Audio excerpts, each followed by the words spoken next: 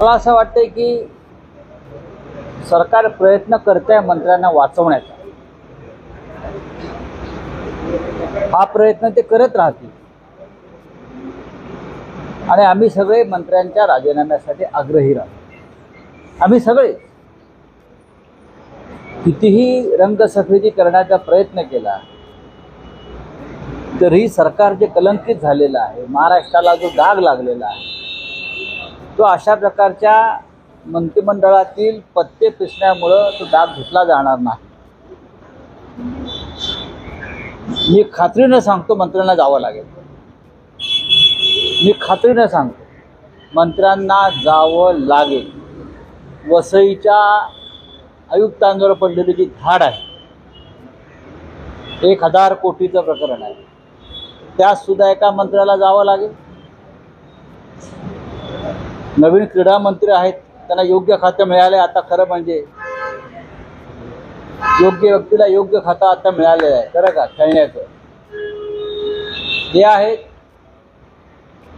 बार काउन्सिलचे अध्यक्ष आहेत,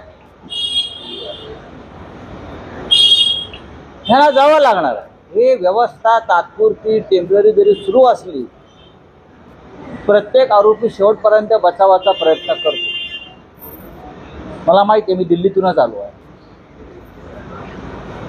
देवेंद्र फडणवीस अमित शहांच्या भेटीत काय झालं,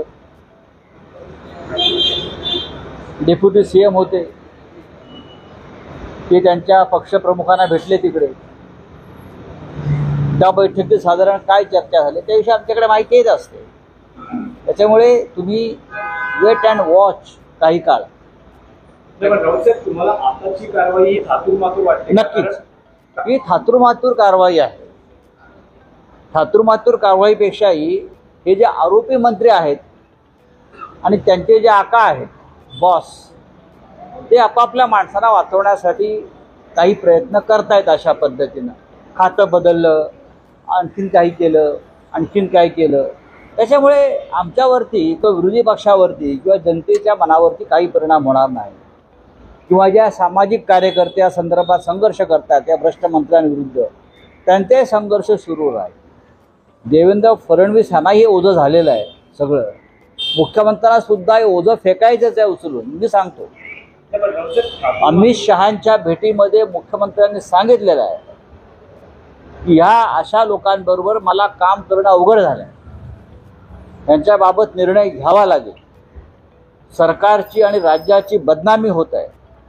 हे श्री देवेंद्र फडणवीस, राज्याचे सन्माननीय मुख्यमंत्री, यांनी या 2 पक्षाचे जे प्रमुख आहेत तिथे बसलेले अमित शहा, त्यांना भेटून सांगितलेलं आहे 4 दिवसापूर्वी। नवीन घडामोडी पाहण्यासाठी आजच आम्ही मुंबईकर 24 तासला लाईक करा, सबस्क्राईब करा आणि अपडेट रहा।